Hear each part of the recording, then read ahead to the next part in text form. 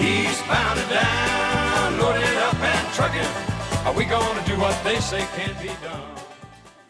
The year was 1985, January. Pre-internet, pre-compact disc, pre-cell phone, pre-safe sex. It was a different time. A time when one could be convinced to quit school for just $10 an hour.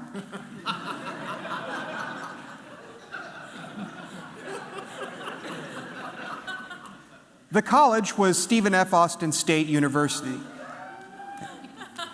The week before classes started, the dorms were open, the cafeteria was not, and there were only a handful of us on our floor. We were second semester freshmen who had had so much fun the first semester without parental supervision, we couldn't wait to do it some more. There were my neighbors, Clint and Earl, two booze-swilling, Copenhagen-dipping good old boys from Houston, with accents so thick they required subtitles. There was Trey, my roommate, a pleasant, underwhelming guy who tucked his shirts into his shorts, broke into laughter without provocation, and whose mouth was always slightly open. And then there was me, gangly, unkempt, 19 years old, the legal drinking age at the time, in the midst of one of my many identity crises. I started college a punk, and during a punk phase, but punk didn't go over well in Nacogdoches. So I transitioned to my frat guy phase. I had to abandon that transition, though, when, ironically, my grades plummeted after rush week.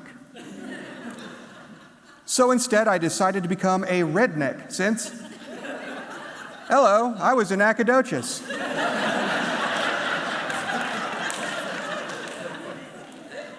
All I cared about was beer, parties, stealing plastic baby Jesuses from front yard nativity scenes, loud music, beer, and meeting a nice girl. Because while I was a rabble-rouser, I still wanted to date someone I could take home to mom. Stephen F. Austin, then, was a natural choice, a social haven that accepted kids with middling grades and crappy SAT scores. Axum Jacks.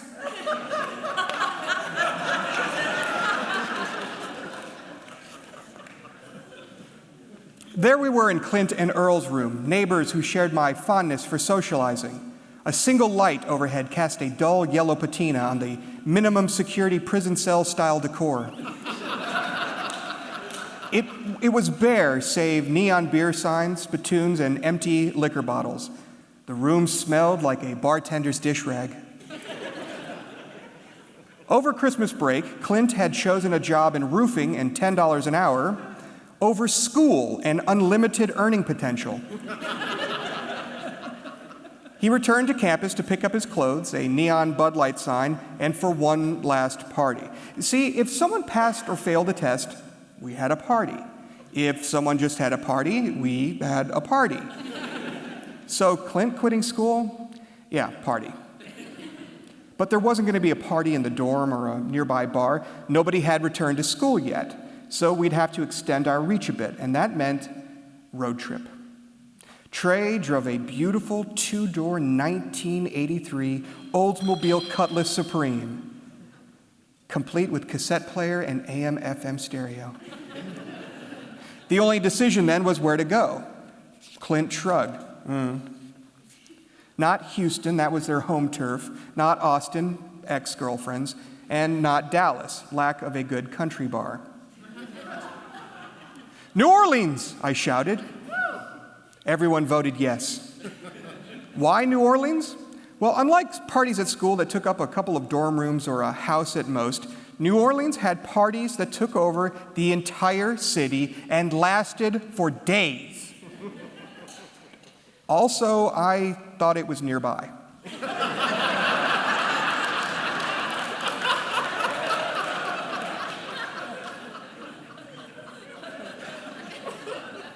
To prepare, we picked up a couple of cases of beer and a fifth of Canadian Hunter.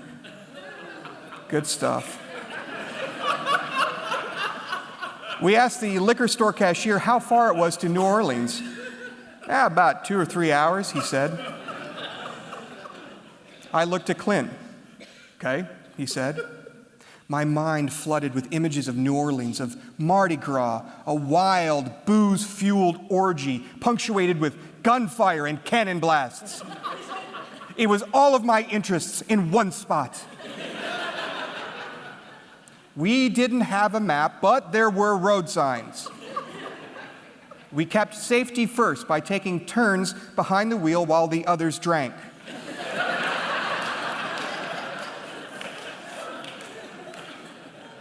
The driver controlled the radio, so it was either going to be George Strait for Clint or Earl, or Tears for Fears for me or Trey. I made a wrong turn in Zavala, Texas. Trey made a wrong turn in Singer, Louisiana.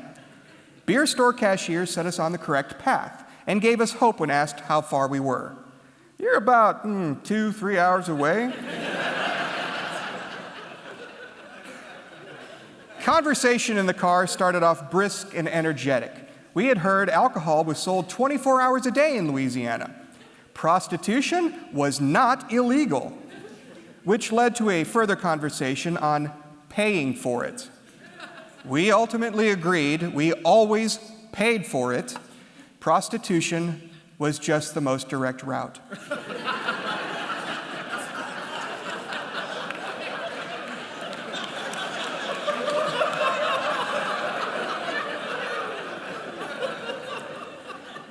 We ventured ahead, a carload of sous chefs, each of us content to let someone else call out the orders. Beer-guzzling egalitarians. Every time Trey pulled over to get gas, he asked, "Does anybody want to drive through anywhere?" And the only sound was the rustle of our winter jackets as we shrugged. The 2 to 3 hours turned to 6, then 7 hours, as we were forced to stop every 30 minutes to urinate, fill the car with gas, or ask directions. Conversation waned. Earl fell asleep. Then, as the sun began to rise, the city of New Orleans appeared. It looked gray but hopeful, like the plain brown wrapper that conceals the tasteful gentleman's magazine.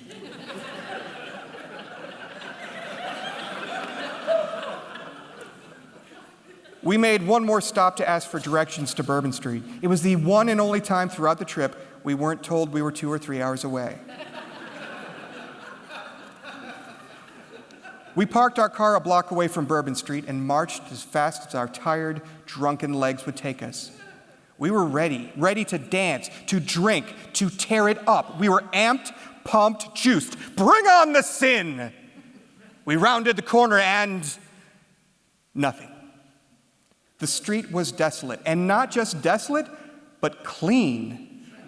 No trace of any sort of party, no litter, no passed out bodies, no smoky haze. Where was the orgy? Where were the fountains of beer, the naked people? Where were the violations of all 7 deadly sins and all 10 commandments? Realization. Friday morning at 6 a.m., early in January, is not a peak party time.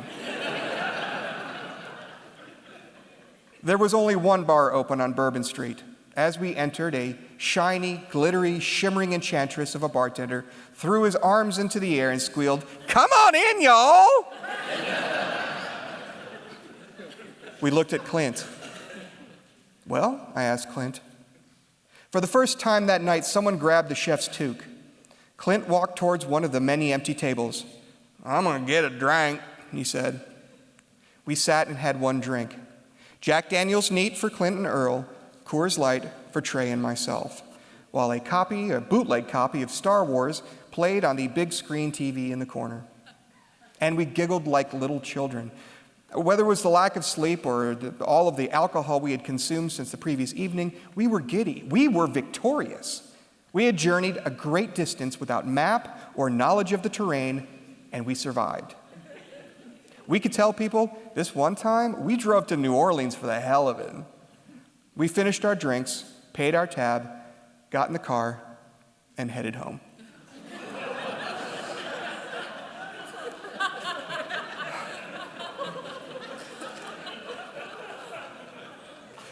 2 years after the trip, I quit drinking. Colleges like Stephen F. Austin accept party hounds like myself, but they also kick us out just as easily. And it's not just schools. Jobs, roommates, friends, and family. There's a limited amount of drunken behavior they will tolerate before you get the boot. So I quit drinking in November of 1987, and I haven't had a drop since. Thank you.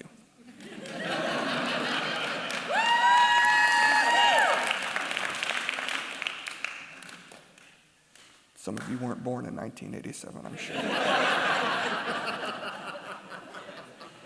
It would be 5 years later, in 1992, that I would graduate college, because even though I gave up the alcohol, I couldn't give up the wanderlust, the sense of adventure, the hunger for learning, the thirst for discovery, all of the things that college represents. So in some ways, I guess I never really graduated college. Sure, there are a few differences. Today, as a parent, I'm all about parental supervision. I'm less likely to steal a plastic baby Jesus, and I never leave home without a map.